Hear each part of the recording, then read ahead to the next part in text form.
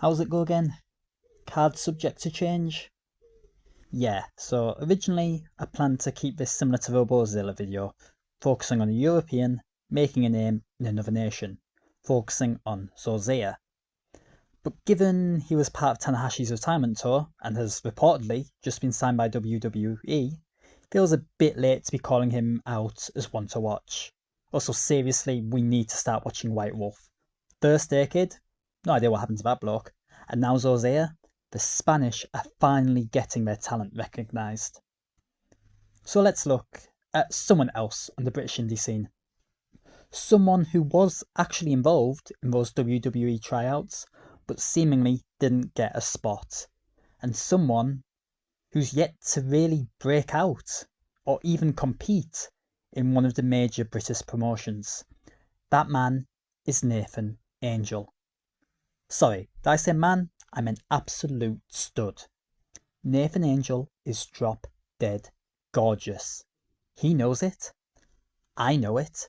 The people judging the Mr. England contest know it. And soon the whole wrestling world will too. Now looks aren't everything in wrestling. At least since Vince lost power. But they do help. A monster is more believable when they're 7 foot tall. An underdog probably isn't going to be a chiselled Adonis. And if you look as disgusting as this man, you should expect a blue dot to be put over your face. One guy Vince wouldn't put a dot over is Angel, because come on, look at him. He's literally had a whole nation vote him hottest guy, with every teenage girl and middle-aged plumber named Dave going, "Wah, I'd like a piece of that." And that's all positives before you see him in the ring. The British scene has had a few hot guys famous for being hot before turning to wrestling come through in recent years, and while Adam Maxt has had a decent run through the indies and actually tried out for WWE, I think it's safe to say he's not quite a Zack Sabre Jr., Will Ospreay, Pete Dunne, insert favourite indie bloke here, Michael Oku. But he's okay in the ring, and has been a decent heel, getting heat for simply being on Love Island. Angel is different. He didn't win Mr. England and suddenly start being booked for all the top promotions. He's had one match for TNT and a few for the WOS reboot of the reboot.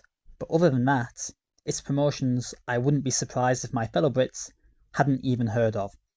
He's slowly making his way up the ladder, and at 21, he's got plenty of time to do so.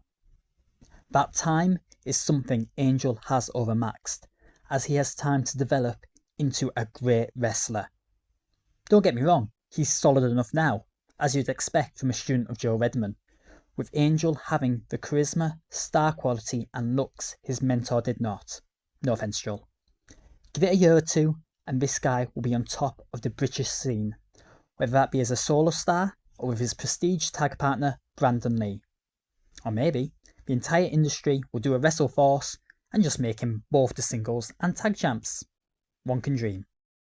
He's one of those guys who I wish had come through just a few years prior when NXT UK first started up, as he'd either be picked up by the old regime, seen as the future as either a blonde hair, blue-eyed, top babyface, or the cocky, dashing heel. Or, if he wasn't quite well known enough then, would have shot straight to the top of the British indie scene in the gaping hole left by the exodus of talent. Right now, he's stuck at the bottom of the British indie scene, close to its recent golden age. But genuinely, I do not believe it will be long until he rises to the top of it. I may not be a religious man, but I plan to follow and bask in the light of this angel.